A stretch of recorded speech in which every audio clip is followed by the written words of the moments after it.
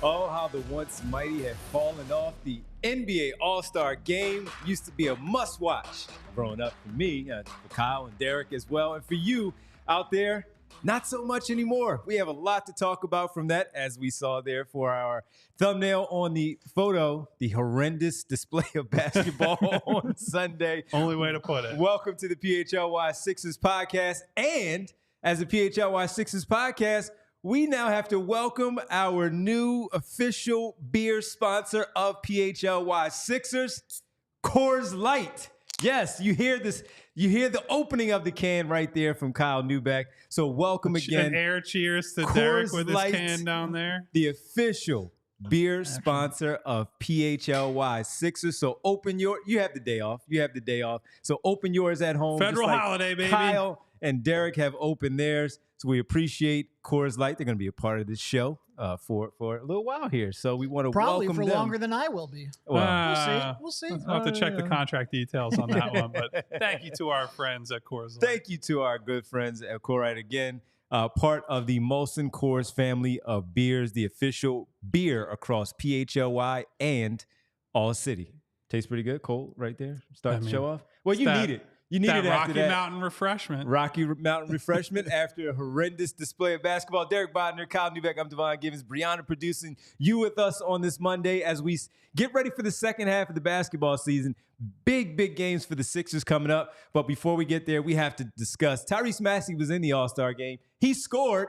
A lot of them scored. Did Bam Adebayo ever score? I think he threw it. He threw it off of Jokic's back, then hit a three. All right, I was going to say, you're he right. hit a pull-up three at that. That he was did. Yeah. A little bit out of his wheelhouse. So Tyrese Maxey scored. He had a decent game and the game pretty quickly coming up. Not Tyrese Maxey. So, on-brand moment.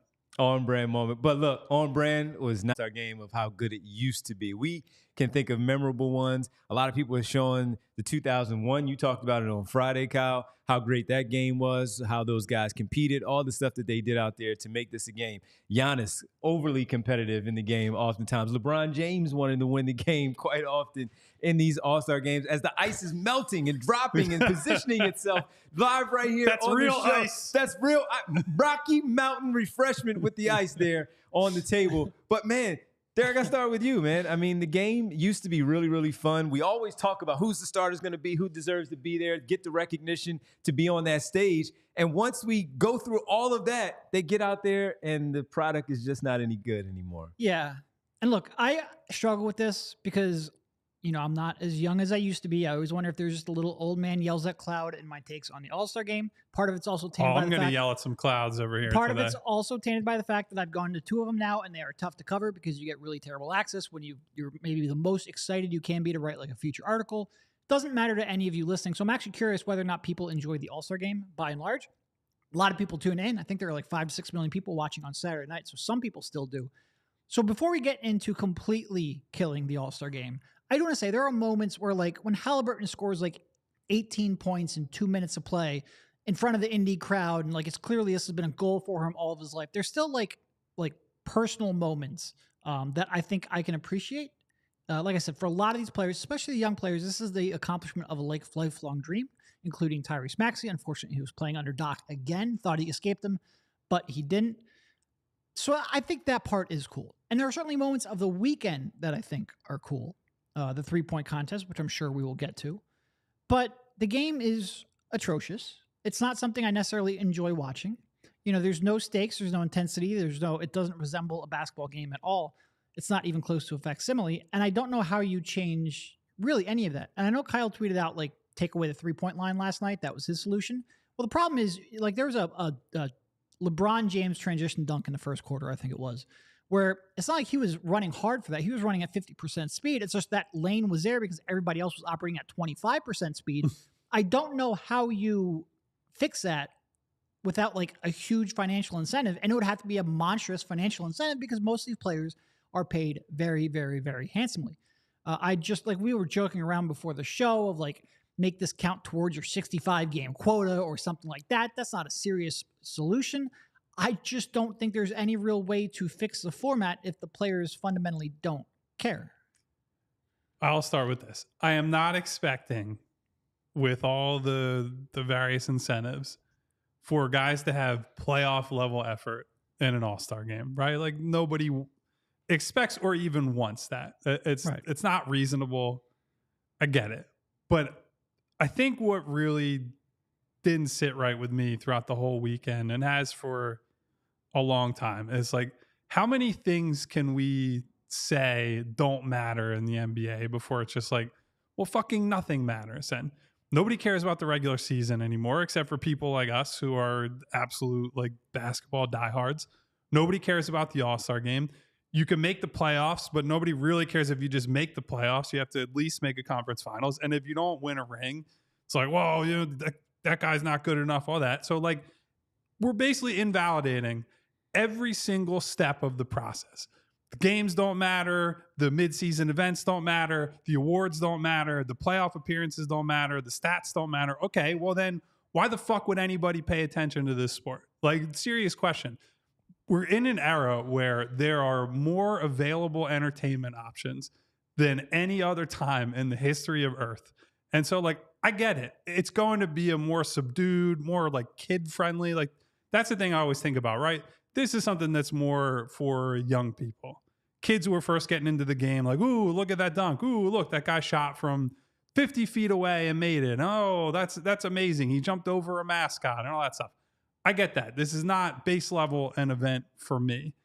I am just getting sick and tired of whenever there's a pushback on like, hey, the NBA screwed this up, or this has gotten worse, or these guys aren't competing. It's like, well, they should throw more money at these guys. Or it's no, man. Guys should fucking care about the league and the sport that they are the caretakers of. And I'm not going to sit here and act like every single All-Star game before 2008 or whatever was, you know, a perfect, hard-fought, whatever. There are plenty of blowouts in those games too. But it has clearly just become a gigantic joke for the league, to the point that the commissioner of the NBA, after the game happened, essentially was shaming his players on the microphone. Like, that's fucking bad. Again, he is not an unbiased observer here. They're in the middle of contract negotiations for the next national TV deal. So everything Adam Silver says is through that lens. But yeah, I think he would have liked a huge showing on what is still one of the, I think, the most watched non-finals game of this calendar season for the NBA. He would certainly like more intensity. And it is something where it's just like, you need the players to care. And like, there's so much talk, and it all comes down to, I think, a lot of like everything, like you mentioned, is about winning a championship. That's how executives are rated. That's how legacies are built for players. That's like, they're going to do everything they can to try to get a little bit, like Tyrese Maxey, a little bit of an ankle thing. He's not going to go all out, but there's a wide gap between going all out and what we saw last night. And I just don't know how you incentivize these players to really, really actually truly care. Well, I think part of it, as you said, Adam Silver said what Adam Silver said, but you also had one of the players, one of the young bright stars of this team, top team in the Western Conference, and Anthony Edwards saying post-game, it's a break. He came out and said during his post-game availability, this is a break for us, and we're not going to go out there and go hard and balls to the wall and really get after it in this particular game, because it's just that. They do all they do for the entire season, and for them to get in this spot, this is a break for the NBA, even though they are all-stars, and that is the problem. That is a big problem when one of your bright young stars in today's game openly says that. When then you have someone like Giannis, who's interviewed pregame and is saying how we don't want to go out there and play hard. And LeBron James in the fourth quarters of these games in the past have said, no, we really need to turn this up because I want to win, whether it's the purse that they're going to win as the winning team or whatever it might be, the pride, the fact that they can talk smack to each other. going forward, whatever it is, when you have one of your young players saying that's the face of the league going forward, that's a big problem. And he said it openly. I love Anthony Edwards, and he says a lot of stuff, and I appreciate him and his honesty, but that was bad. And that's a bad light right there for the NBA, and that is right there for the commissioner to see that. How are they going to fix it? I don't know, because we have already seen every time we've looked at All-Star games growing up, they were fun. Young people that you have now. When we were young, that's what pulled us in. We still like it, but Major League Baseball has changed theirs already. The Pro Bowl is now the Pro Bowl games because they don't play tackle football anymore. They play different skills challenges in these games now where they don't go out there and get physical because the game is not the same. It's not the injuries. It's that the game wasn't fun anymore. And now you have the same thing in the NBA over the last couple of seasons where, Kyle, you said they shot a combined 168 three-pointers between the East and the West. Who wants to watch that? That's not fun. Yeah, that's what the three-point contest is for. That's fucking bullshit. Like, nobody turns on the game and wants to see a bunch of guys pulling up from 40 feet. It's like we talk about, they need to play harder on defense. You can't play defense at the 40 feet. Like, that's ridiculous, which is the whole reason I tweeted last night. I'd rather they just scrap the three-point line. Like, yes, you're not going to solve anything or everything. There are going to be guys that just walk in for dunks and layups. But when there's no incentive to cover the three-point line, teams are going to pack the paint. And so you're going to have to find ways to score just because of that. So that's the only reason I really went there. I'm not somebody who's like an old man, get off my lawn about the three-point line in general. Like, I think we've all been proponents of Joel Embiid shooting threes, even when he was, taking a lot of heat for stepping out, taking jumpers in his early years. But when you have 168 threes in a 48-minute game, and the West, here's the worst part. At least the Eastern Conference, they made those at like a 43% clip, right? So there's a reason to take them. The West shot basically dead average, 35.2% on 71 threes. Nobody wants to watch any professional do something successfully unless you're talking about baseball players 35% of the time. And look, the East was way smaller in terms of size of the players versus the West. So you can understand why they want to have a faster pace and speed up the game and get up and down the floor and still try to win the game. But so they got 20 plus more threes up than the Western Conference. But outside of that, man, the 168 is really, really, really, really excessive to get that many three-pointers up in an exhibition game. It's a glorified pickup game now. When you go out and play now, right, Derek? When you play pickup, Kyle, when you play pickup now, you go wherever you go, whatever place you go to play basketball, guys just shoot the jumper. They shoot the three, whether it's a two-pointer or whatever it might be. Guys want to pull up from behind the three-point line and shoot, and that's exactly what they do in this glorified pickup game now. With all the lights, though. See, we play without the three-point line. It's not a three, it's not a two, it's just straight one. It's just straight one. Wow. Okay. We play two behind the three-point line. You guys play with a peach basket, too? Or? I mean, look, it's because there's no good solution, right? Because if you make it worth double, then you have people taking bad shots. And twos and threes, you got to do math. Yeah, no, we're not doing math. That's not acceptable. We're all out there to get away from our family and get a little cardio, yeah. and we don't need to be doing math. Even more arguments, right. Yeah, no, but it was too much. And, I mean. You brought up Ant Edwards, too. Ant Edwards was dicking around in the skills competition shooting left-handed jumpers. Yes, he was. Like, that's another, like, again, he's just having some fun, whatever, I get it. But also, bro, you're competing against other all-stars. You're competing against Maxey and Trae Young and Scotty Barnes. I wouldn't put it that level. No. Like, who cares? But also, you're on Wemby's team. But that was my thing. He's on Wemby and Paolo Banchero's team. And the Indiana guys are going to bring it. He just got maxed out. So he has money. While they're going to get theirs eventually, right now in this moment, there's a purse there for them. He's just messing around shooting lefty while these guys, I don't know how hard they were actually playing, but it's like the purse is there. What are you doing, man? Why are you doing this? And the money is on the line for these guys. I thought that was a bit too much for him to do that. I just you bring up the money though. And I'm sick of hearing they got to give them a ton of money in order for them to care about a basketball game. You see, obviously it's highlights and bits and pieces of pickup games these guys play in the summer. Those games are way more intense than we see in the All-Star game, even in the little highlight packages. Guys are going one-on-one and attacking one another and taking some pride on defense and whatever. Like, just give me that. I'm not asking for it to be game 7 of the finals.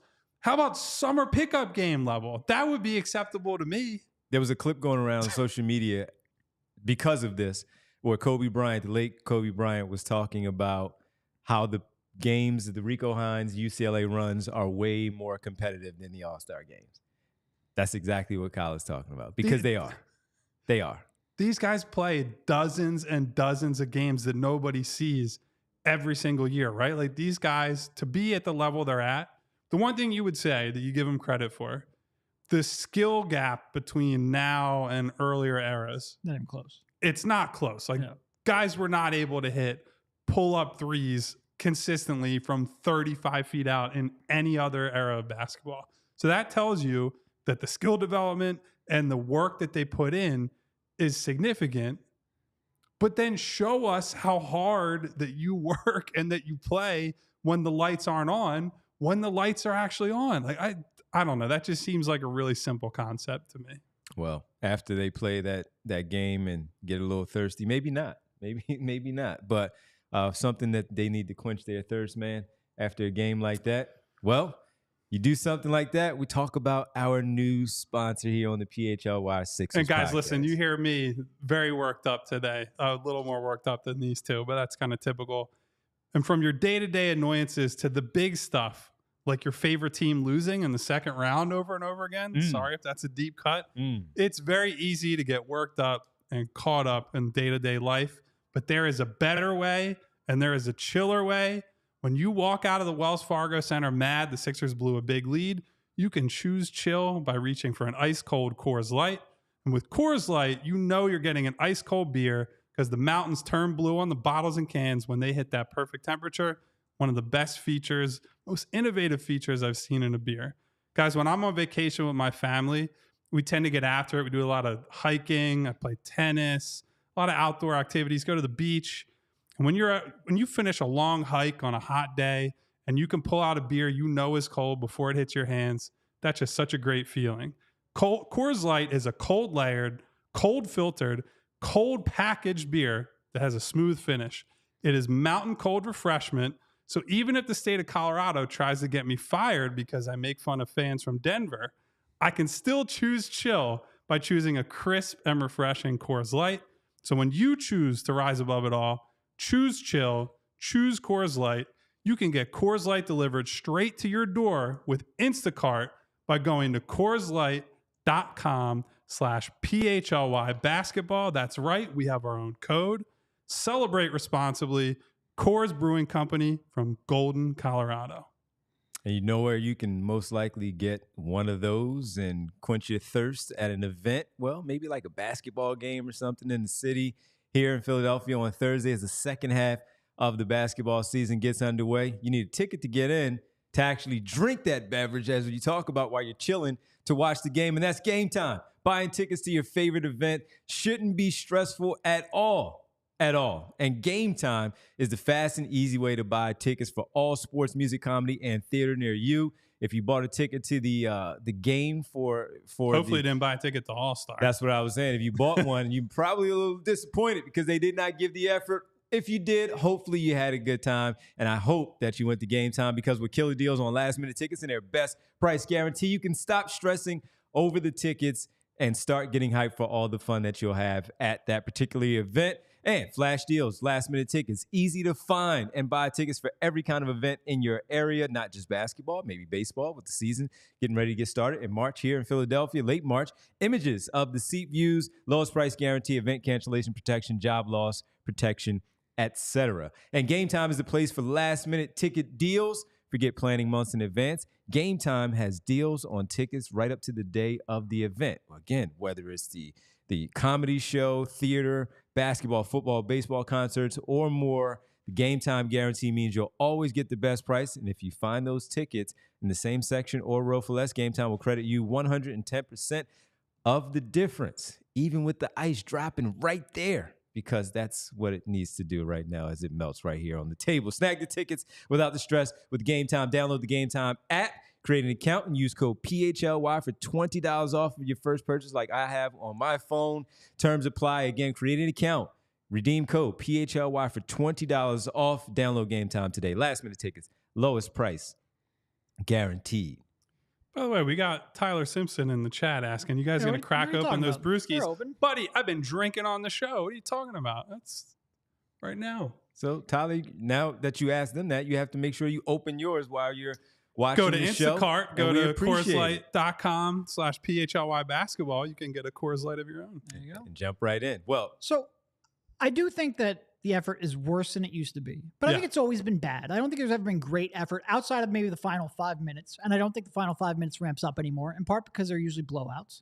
And I think both of those problems are sort of exacerbated by a three-point line, because when you are 5 feet away from the shooter, like, your lack of effort looks worse than when you're defending a post-up and you're at least leaning on him. I think visually it just looks way worse. And also because there's just more blowouts nowadays in today's NBA because of the volatility of the three-point shot. One team's on, one team's off. You tend to not have a close game at the end. That's in part why I'm a little bit surprised that they did away with the Elam ending and with the quarter thing, because at least that was a way to manufacture a little bit of tension. But I think the All-Star game has always been generally a subpar product. Like, I think it's mostly a recognition for people who deserve it and a showcase for casual and or young fans. To me, it's always been, there's been enough events surrounding it that at least almost everybody had something that they were entertained by. And that, to me, is what All-Star Weekend has been about. I do think that three-point shooting is still compelling television. Both the three-point contest proper and the Steph versus Sabrina matchup, I think that was pretty good. And I think it just goes to show you, like, when there's some kind of tension, even if, because three-point shooting by itself isn't an inherently fun thing. Like, you're watching a guy do the same thing 30 times in a row or 25 times in a row. Like, you would think you would get bored of it, but there's a little bit of tension because we see the clock counting down. We know there's only 5 shots left coming into the final rack. You know how many points they need to win. There's manufactured tension built in, and I think that still works. Even in this day and age when we see three-pointers all the time, I think that contest and that one-to-one head-up matchup, I think that was good television. I think it was fun. I do think, too, like, as much as the All-Star game has always been scaled back effort, if you go back through history, there are definitely examples of, like, for example, Michael Jordan getting frozen out in an All-Star game as a young guy. Like, guys didn't like each other because there was less movement. And there is definitely a part of this that is because there's so much player movement now and there's not as much of the one team for your whole career type of players. Everybody's more buddy and friendly. And I've always hated that narrative. Like, I still think that guys can be ultra competitive, but I do think you see that manifest here. Like, nobody's out to really compete or humiliate anybody. They're all concerned with, they have so many handlers, they're their sneaker people, their manager, their agent. And they're training with each other in the offseason. Right. Like, they're rival players that have the same trainer that spend weeks together in the offseason. Like, Joel Embiid and Jason Tatum like each other. That wouldn't happen in the 80s. Honestly, one of the only things I liked in that game was Tyrese Maxey missed a three. Jaylen Brown got an offensive rebound, and Tyrese was wide open in the corner, and Jaylen Brown looked at him and then was like, nah, fuck that. I'm not giving him the ball. And I was like, that's what I want to see. Even guys on the same team, because they're Sixers and Celtics, are like, nah, I'm not giving you the ball. He passed it to Jason Bring Tatum. back that mentality. He passed it to his teammate. Yes, he did. He absolutely did. So what did you make, Derek? You brought up the Sabrina Curry three-point shootout. Entertaining. Yeah. No, I mean, it's great. First of all, it's two people who are incredible at their craft. They performed well. And she was hot to start. Real she put pressure on him. She canned that right first away. rack. I was like, Steph's done. Well, and then Steph struggled a little bit there on the wings. And I'm like, coming to that final rack, I didn't know if Steph was going to win it. That was, and like I said, just the fact that you can, even in something that shouldn't necessarily have high stakes, you can manufacture a little bit of tension. It works. It works. I felt like he was going to come back. Even the way she got off to that hot start, I'm like, oh, she's putting the pressure on him immediately. But he's been in so many situations where they were high-pressure situations. I'm like, all right, but she has him on his heels immediately. Yeah. And this is going to be fun to see how he responds to it.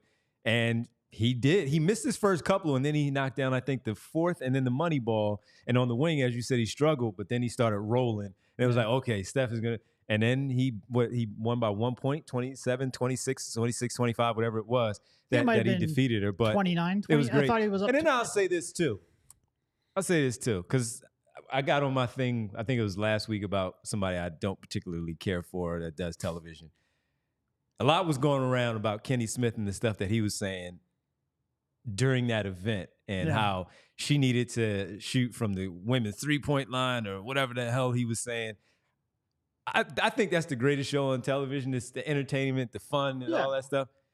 Him, I could do without. And he was especially bad this weekend. People were talking, Kenny's drunk. Joel Embiid tweeted, Kenny Smith's been drinking. Yeah, he's been drinking. Maybe he was having these Coors Light, but he was bad. Coors Light doesn't poison your mind like that. He was really bad. No, he doesn't. No, it doesn't. But he was really bad, I thought, with his commentary during the entire, between that and then the dunk contest. What we can get, that's a whole separate thing. He was probably right about that, but I thought he was terrible at what the things that he was saying, and well, with the Sabrina thing, come on, man. I don't even understand what the point was. Like, she matched in the normal 3-point competition. She matched the 4 guys who were tied going into the finals from the NBA 3-point line. And she shot with her basketball. Was she supposed to shoot with the NBA rock? No, she shot with her basketball. Yeah. And Reggie Miller honestly got thrown in with him because he was trying to say to Kenny, "Hey, this is stupid, man." That whole thing was ridiculous. So that was cool. I'd almost like to see it expanded, like when Caitlin Clark inevitably jumps to the league, put her in there, some of these other shooters. It's just something different. Like, try new things. That to me is the lesson from that. It's not that you have to lean into, hey, NBA versus WNBA stuff. Just try different stuff. And I know that they cycle through a lot of things. You guys remember when they did the wheel for the dunk contest and how ridiculous that was? Spin the big Wheel of Fortune thing. I'm not saying you have to do shit like that, but you mentioned bringing back horse. They tried horse before, it didn't work. Yeah, well, the problem is that was outdoor too. That'll bad. Just be guys taking 40-foot threes over and over again until the competition ends, which is the same problem as the All-Star game. That's how you get Ben Simmons back in the All-Star game. Let him do half-court shots. He would great always photo of everyone looking at him. He'd be eliminated immediately, though. No, but he used to always take trick shots. Never mind. The dunk contest stunk it up, though. Yes. That was bad. That was really bad. Wild for because you know what I did? I went on afterwards and people were posting the Zach LaVine, Aaron Gordon one, and Vince Carter with his, and that compared to what we just saw and what we just witnessed. And Kyle, you texted us, and I was like, man, I stopped after this certain part because. It was Jaylen Brown. How dare he disrespect the dunk contest like that? How dare he? You wanted him to do well so you can see the other stars. I said it on the show. I was hoping he'd do well. Come back and maybe get them to care again. That was terrible what he was doing. It was wild. The D Brown thing, he dunks it and act like he was blind. He was dab. All he did was dab. Come on, man. He wasn't even close to blindfolded. But so the crowd booed one of his dunks. The announcers were talking about how that would have been a good dunk in 1991, and somehow the judges put him in the final. No idea how that happened. And to his credit, I thought his best dunk of the night came in the finals, but he shouldn't have been there. He shouldn't have been close. Which one was his best dunk? I don't remember. I just remember seeing the dunk in the finals and thinking that was I thought the first one was the best dunk. Well, they didn't even show his first dunk. I know. How bad was that? Yo. Who was the guy that he brought out in Dominique Wilkins' uniform? I don't even know because he did bring out what's his name, Sanat. Yeah, the streamer, the 5'3" guy who then sat down in a chair that he dunked over. And Jason Tatum threw a bad pass the first one, the second one he nailed. But come on, all right, that was terrible. I think we've done enough. I do think Mac deserved the win, so they got the winner right. Give him credit for that. I think they only got the winner right because somebody from Vegas made a call like, "Hey, we're gonna get." FanDuel's going to get investigated for the match fixing that's going on here. No, I think he won it from his first dunk when he did the pass to himself over the head. When he caught it and threw it. And we were talking a little bit about how there are no new dunks before the show. I'm surprised nobody has tried to recreate the Iguodala behind the backboard because that to me is one of the best dunk contest dunks ever. When Iverson threw the pass off of the backboard. And Aaron Gordon did it in that dunk contest. Did he? Yeah. I guess I don't remember that one because it's not one of the... It was, what was the point guard's name? I can't remember. But he threw it off the side of the backboard, yeah. side, I think, is different. I thought Iggy was like fully behind. He the was fully backboard. behind.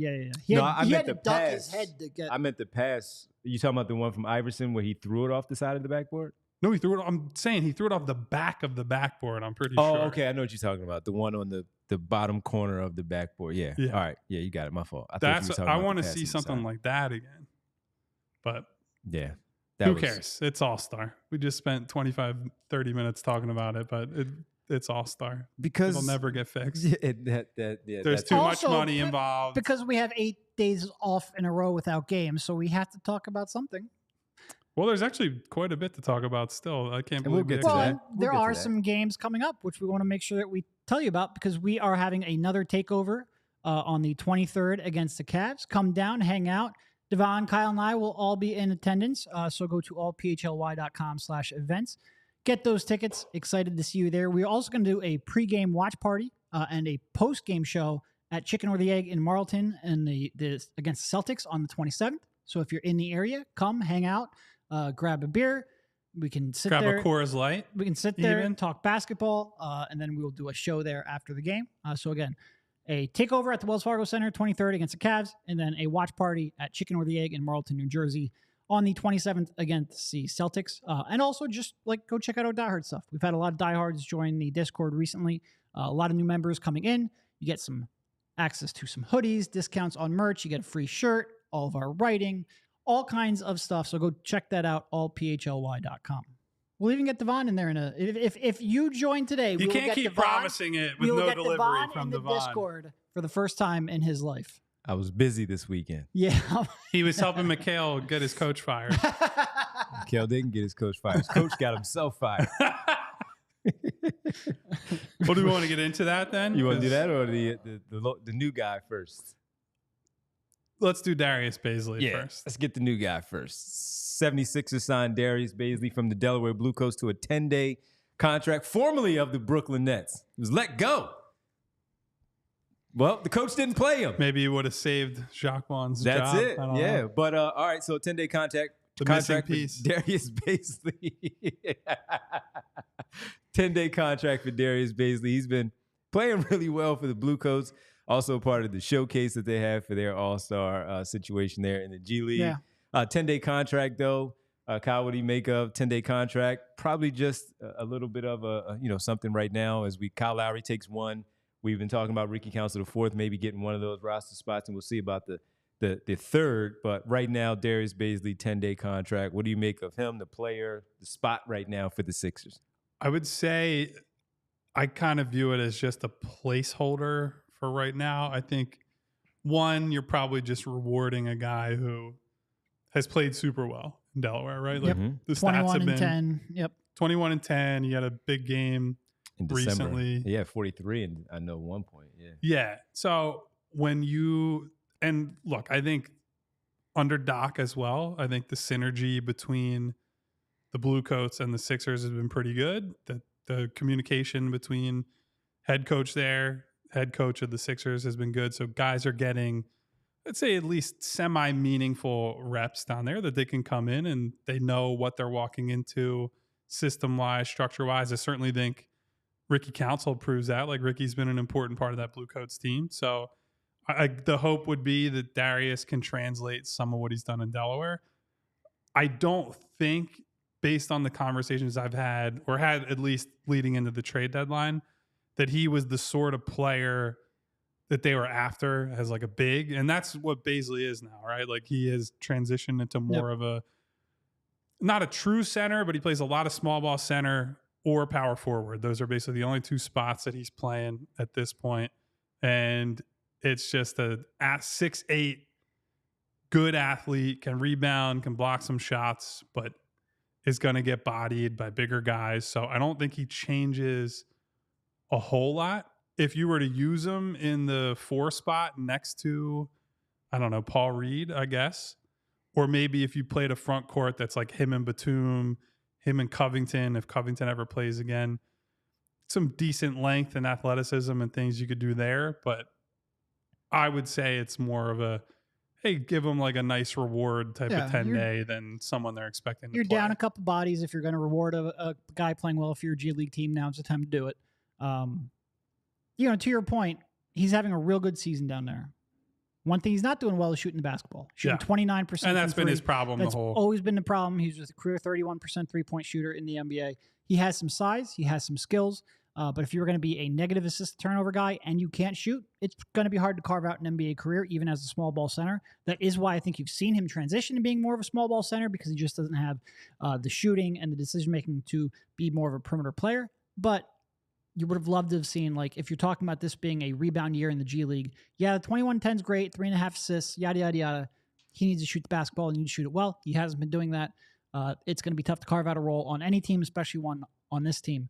But, like I said, they're down a couple bodies. They need some minutes. He's been playing well. You want to reward him. But I mostly view it as a tryout and a reward, because otherwise it wouldn't be a 10-day contract. It would be a rest of season contract.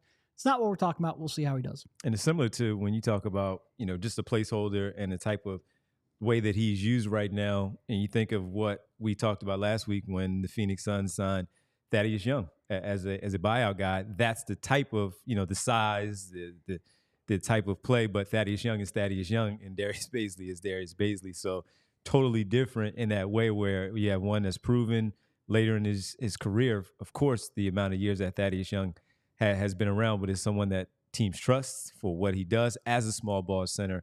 But if Darius Bazley were to ever get to that level, that's the type of player that you would probably look for in Thaddeus Young, that type of role that he plays as a small ball center in that way. So very curious to see. I mean, he was one of those guys that went overseas when he came out of high school to start his professional career.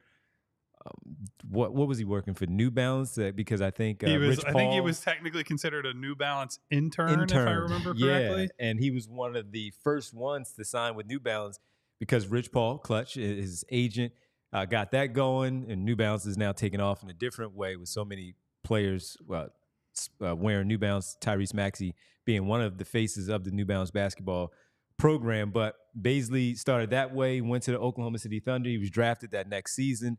And he could never really catch on. And if you remember at that time when he was brought into the Oklahoma City Thunder as a first-round pick, they were still figuring it out. They were still very, very young, and he would get minutes. He would not get minutes. He had a lot of pedigree. He was like a top 15, top 20 RSC. And that's why he went overseas to play, because he was highly coveted as a prospect coming out of high school, and it just hasn't worked out. Did he go overseas, or was he a G League guy? No, he was a G League. Was he G League? I thought he was a G League guy. Okay. I thought he went overseas and played. You're thinking, is it Terrence Ferguson went to Australia? And he also was with the Thunder. Yes. So you're right. Sorry about that. But Darius Bazley to the G League, and then the intern for New Balance because they were trying to.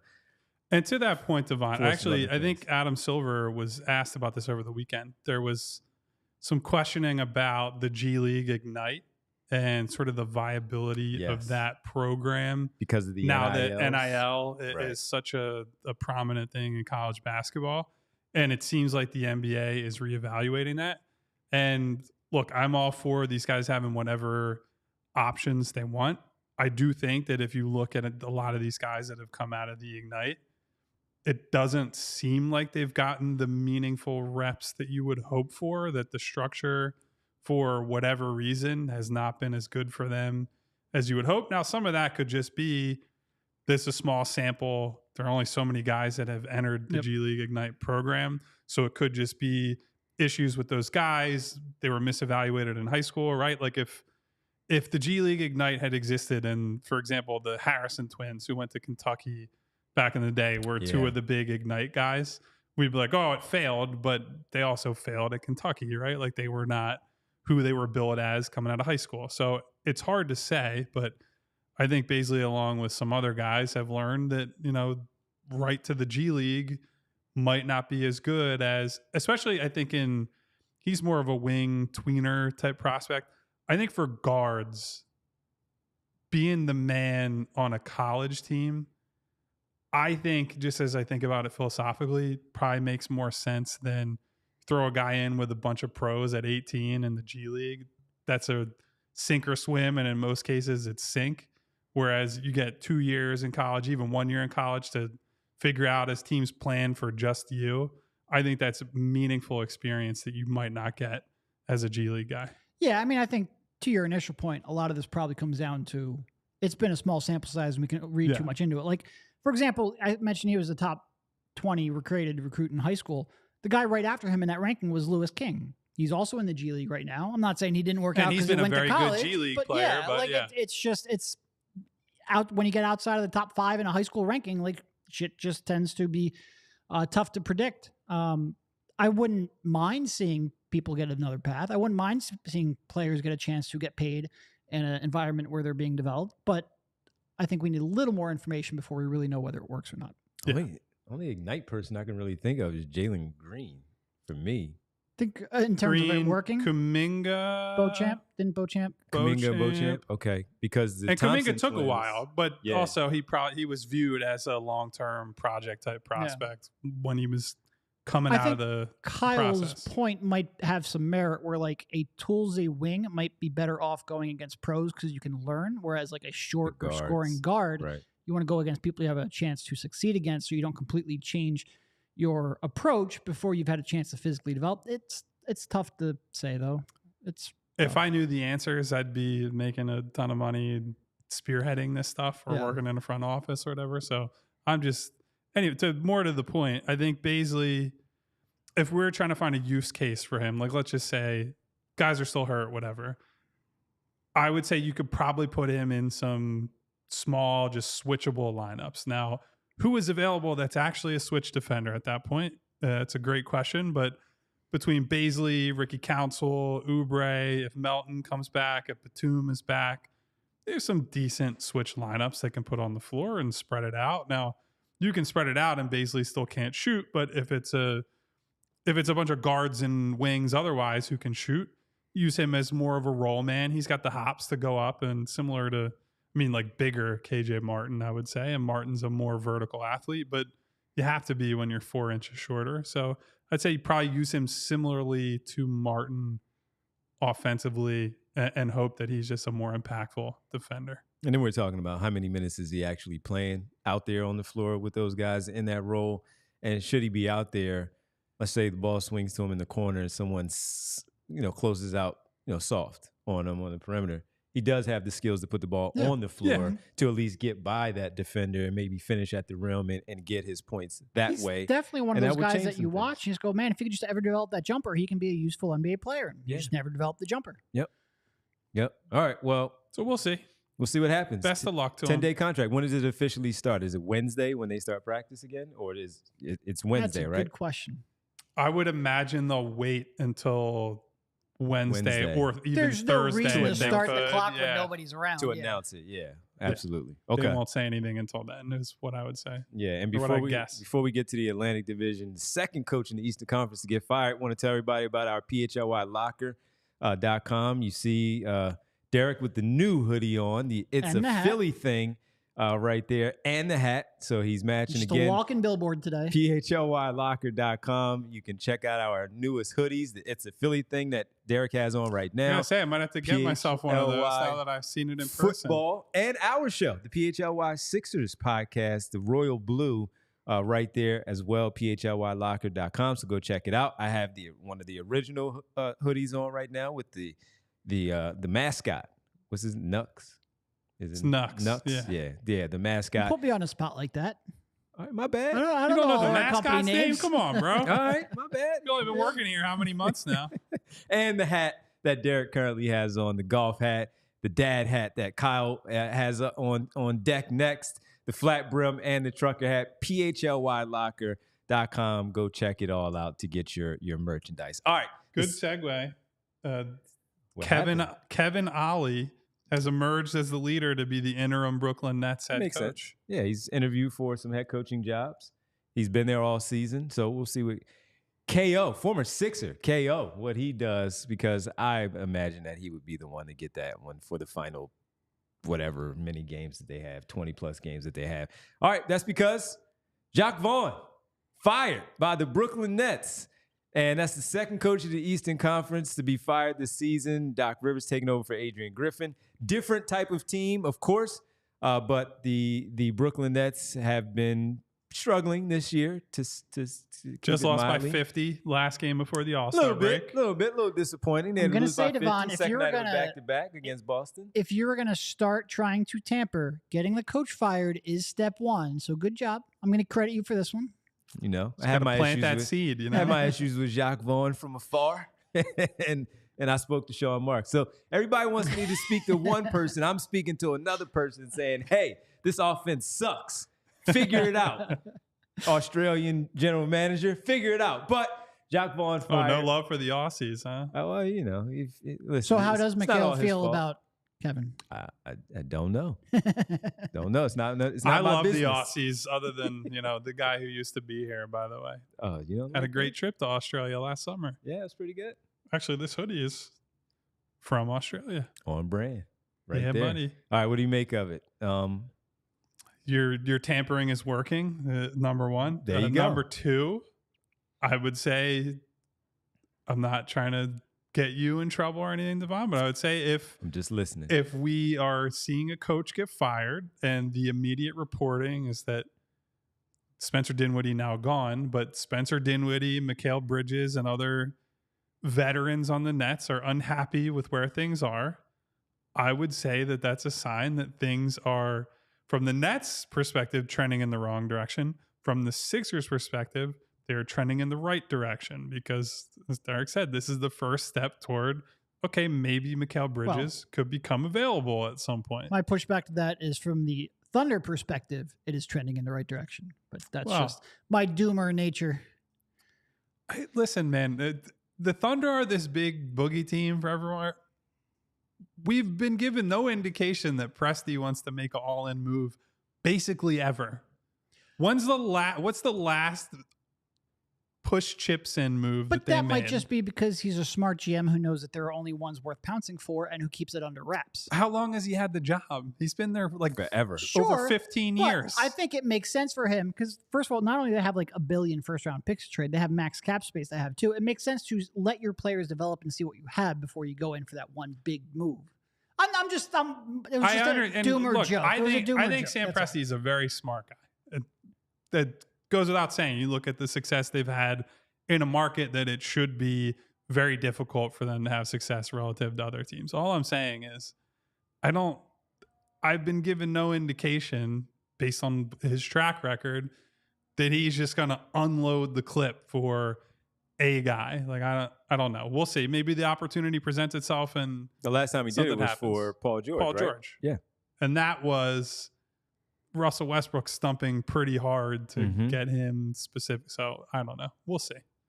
Anyway, I think it's important that, at least for the Sixers, that Brooklyn is, I'd say, teetering on the edge of this could go either way. I know we've said on the show, and it's been reported, they're a team that wants to be in the mix for example, Donovan Mitchell, and if they could pair him with Mikal in New York, where Donovan wants to play, they would like to do that. I continue to think that's the path for an organization that is going to put a ceiling on itself and not get to where they were hoping to get to by having KD and Kyrie and James and all them. But door looks like it's at least cracking open for the Sixers, and this is one of many potential opportunities where we've been talking about it a lot, where they're going to get to June and they're going to look around. If Kevin Ollie comes in, and not to say that you base your future decisions on how an interim head coach does over 20 whatever games, 30 games, but if Kevin Ollie comes in and the offense is still bad and they're losing and kind of directionless, Brooklyn is primed for some sort of big move this summer. The direction they go in, hard to say right now, but Sean Marks, I think, is going to be feeling the heat a little bit. I'd say that. Yeah, one way or the other, they're going to have some big decisions to make. Not only, number one, you just fired your coach. It's either going to be Kevin Ollie did so great with these 28 games remaining, or just the placeholder, as we talked about earlier with Darius Bazley, where they're going to make a move to bring in a much better head coach because they probably can't, after having Jacque Vaughn for what he did, probably can't follow that up with Kevin Ollie as your guy going forward. you're going to have to probably make a pretty good splash there to bring someone else in. So that's one. And then there's the talent on the floor. The talent on the floor, if they don't get things together here in these 28 games under Cavanagh, they are right now 2.5 games back of the 10th spot for the play-in behind the Atlanta Hawks. They don't want to be a play-in team. They want to be a playoff team like they were last season where they locked in that 6th seed. And so what's going to happen to Donovan Mitchell piece, if they can't land someone like Donovan Mitchell or DeJounte Murray? And also, how do they land a guy like that? Like, what are they just getting rid of all the Phoenix stuff for? Right. How do they do it? Because they're in a really tricky spot. So the other big piece of that is, do they really consider listening for the offers for Mikal to start over, basically, because they're looking at it as a team right now where they need to rebuild. If they don't land one of those other top to go with Kale, then they're going to have to figure something out because they're going to have to make a big decision this summer. That Brooklyn fan base right now is not happy, and many of them wanted Jacque Vaughn fired a long time ago. And it's not just Spencer Dinwiddie, who's already gone, or the report saying that Kale has shared his thoughts. Cam Thomas, for say what you want about him as a scorer, ticked off that he was coming off the bench because he felt like, I can't. What else do you want me to do? Well, play some pass defense, the ball, maybe pass the basketball. But it's not just he is those a bucket, two. But that is all he is. Yes, it's not just those two that you would hear or at least get the sense that they were frustrated with that Brooklyn net situation. So we'll see what happens. But during these 28 games to wrap up the season, but it just wasn't a good situation. And watching them as much as I did, I didn't think Jacque Vaughn did a great job. But I also know that it cannot be just the head coach anymore. Now the finger pointing is going to start at the top because Sean Marks has been there. Wasn't his fault, kind of a little bit of his fault, but not his fault with how things played out with Durant, Irving, and Harden. But it's not the coaches anymore because he's putting the players on the floor also. Finger pointing is going to start there too, and that's where the owner is going to have to step in, Joe Tsai. Yeah. And look, I just think this is another example of, Daryl Morey made a bet at the trade deadline that something will happen. Will it end up being Bridges? We don't know. But this is just showing that things will change. Teams will be forced into making decisions that maybe they didn't want to make at the deadline. And Daryl felt like keeping his first-round picks, which could grow to as many as 5 that he can trade in the summer, keeping them in his back pocket was worthwhile because something will happen. Do I know if Mikal will become available? No. Do I know if that happens if the Sixers have the best offer? No. But I think Daryl's argument will be that something will happen and they can pounce, and he better be right because there's like we mentioned a bunch, there's a small window of time where they either have cap space or stuff to trade while still having a chance to really make a run here. But I do think this is an example that he is making that bet. And at the very least, doing his job of, as we saw from those reports about LeBron James and the 3 Phoenix Suns player, you make the phone call. You at least he will make a phone call. You make I'm the phone call that. to find out if, in fact, he is available, and that's what you leave this type of cap space note open for, and the treasure chest of picks that you have. In no particular order, he's probably in that order of available players that you would at least make the phone call for, and maybe give up those picks for. Oh, I mean, I would almost guarantee that he's probably on the phone that right already freaking now. As soon as Jacque Vaughn was fired, that was like hey, so do you want to revisit this in June, perhaps on draft night? I think the wheels are probably already in motion there, if I had to guess. Well, hey, we'll see what happens. You know who else He's is not in a motion? coach killer, so let's say Doc that. Rivers excuse machine is in motion already, apparently. Man, he didn't even want the job yet. He wanted somebody else to get these losses on his resume. So just bad. It's for anybody who happened to miss it, and I hope you did. I hope you were paying no attention to the All-Star. Reported by friend of the pod, Yaron Weitzman. Yaron Weitzman, yes, at been Fox on the Sports. Show many times, yep. Yeah. So Doc Rivers at All-Star said this, quote, "Taking a job when you're about to go on the toughest road trip of the season is not the smartest decision. I even told them that. Can we wait till All-Star break? Can you bet? It would have been a lot nicer." End quote. He's basically saying, I wanted these losses on somebody else's resume. What are you doing? And that to me, this might be of anything Doc has ever said. This puts in the clearest terms that he is about himself and not helping other people. And the reason that you know that's true is that after the season's over and the Bucks inevitably flame out without winning a title, Doc is going to get up on that podium and he's going to say, well, we just didn't have enough time. Like I didn't have enough time to put things together. Meanwhile, he's telling you right now, well, you know, I would have liked to just like essentially forfeit weeks that I could spend with the team because it was hard. You know, it would have just been easier to come in at the All-Star break. It was difficult for me to do my fucking job, so I'd rather just not do it until the All-Star break starts. And that's the mentality of a guy who's worried about his record rather than what work can I get done between now and the break that sets us up for the most success after the break. I'm sure that he's installed things. They've changed how they played defense. Their offense has suffered, but like also, we're calling this the most difficult road trip of the year. Bro, you lost to fucking Portland. You lost to a Miami team that the Sixers played to almost a standstill with like 8 guys available. A Miami team without Jimmy Butler. Dude, they lost to Memphis the final game of the All-Star break. Memphis was playing, it's not even a G League team. That was like a CYO team that you lost to. So save me the nonsense. Oh my God, how hard that road trip. You also came back and got to beat up on the Charlotte Hornets, bro. Like, shut the fuck up. It's the excuses. It's the fact that some people were standing up for Doc when he took the job. While, you know, we're all killing. Some people standing up, and it's like, wait a minute, guys, what are you talking about? But that was one of the first things that stood out to me is, again, I told them, can we wait? Because you were talking to them for a long time before he even got fired. Come on, man. And to your point, which I think was the right one, all right, so he had to coach an All-Star weekend. I'm sure that was torturous for him. He really wanted to get that golf in. But then you come back, you have 3 days in a row of practice to try to implement your system. If he came in after the All-Star break, he'd be going, man, we never practiced. It would be really great to have a chance to, you know, it's just changing the excuse. It's all Doc is looking to. It's wild. He keeps getting away with it. It's wild. And look, as with everything Doc says, there is some truth within the statement, right? A coach taking a job mid-season for a team with these expectations, with Dame, a storied top 75 player, struggling.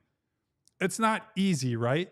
Then don't take the job. If you don't want to take the job, don't take the job. I could also tell you, I know ESPN was not happy about how Doc left that job. You think? Also, of course, he was supposed to do the finals. I don't know what his contract situation was, what his outs are or anything like that. I could almost guarantee you they were not pleased about how all that went down. There was some language in that contract that if a job came along, but he of course gave them reassurances he would be there for more than 3 months. But to your point, no, is it easy? Of course not. That's what the $40 million is for. It's the Don Draper in Mad Men. That's what the money's for.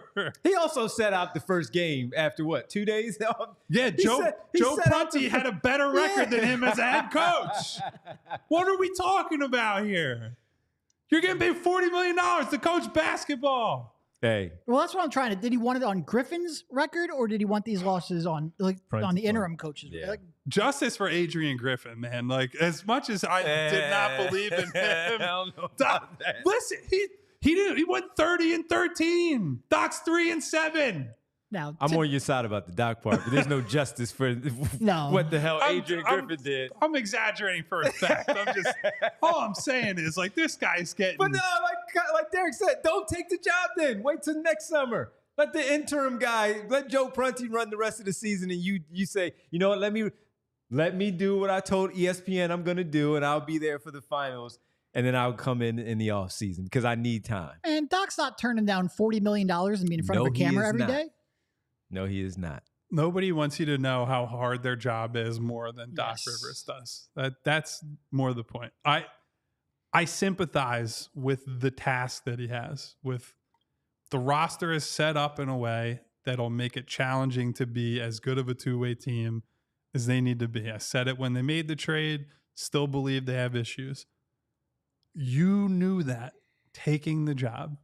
Nobody wants to hear you cry while you wipe your ass with $100 bills from all the money you're making coaching a basketball team. Again.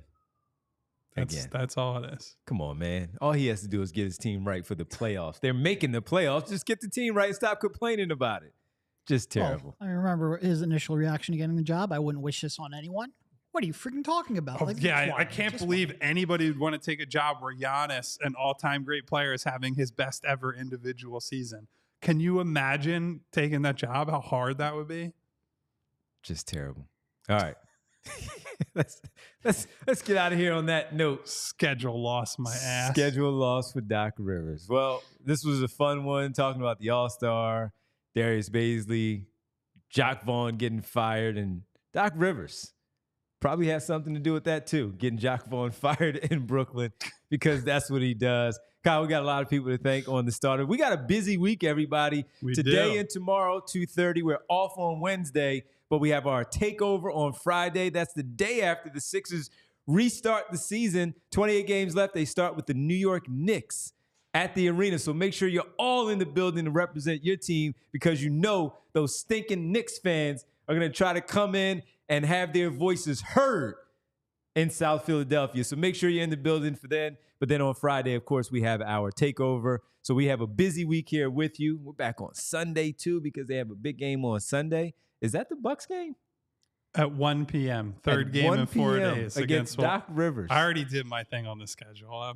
I know. I had to deal with Doc Rivers at 11:30 on a Sunday. Like, Jesus, man. What kind of BS scheduling is this? Anyway, guys. Let's get him. Yeah, also, we're going to have to touch on this tomorrow. Apparently, Pat Bev is talking trash about Kyle Lowry. So, I haven't seen or heard the quotes yet, but I did get a Hopefully, Kyle Lowry's ready for Sunday then. Against the Bucks. You know who's ready? All our wonderful people in the chat. Saw a lot of you today, despite some initial technical difficulties, apparently. So, thank you to everyone who stuck with us. Appreciate it. We got thank yous for Darnell, Liam Stevens, who just joined the Discord the other day. What up, Liam? Shout out to Liam. We got Money Mar. We got Fusion. We got Petey Siegel. We got Brian Knight. We got Bootzilla. We got our guy Al, the 2-minute warning. Austin Krell getting free pub. What a shame. Spiral out. We got Derek Bodner. Oh, my God. Do I know him? What up, Derek? We got Will, my guy. Let's see. We got, did I say Money Mar already? You said Money Mar. We got Money Mar. We got Biggie 545. We got Randy Rubart, who's here all the time. We got Martian Lynch.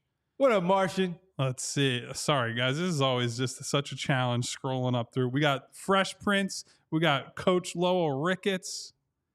All right. What up, Coach? To end this show, I'm going to ask you guys to subscribe. I'm going to ask you guys to hit the bell icon, because each and every time you do, you will get notifications when we go live. Look at that. And if you hit the thumbs up button, which I hope you will, I'm going to chug the rest of this beer to end the show. There you go. And of course, our show is brought to you by Coors Light. The two guys, look at these guys, the official beer sponsor of the PHLY Sixers podcast. Thank you, Coors Light. Thank you to all of you. Thank you to Bree. For Derek and Kyle, I'm Devon. We'll talk to you tomorrow, 2:30, right here on the PHLY Sixers podcast. We all silly like the mayor.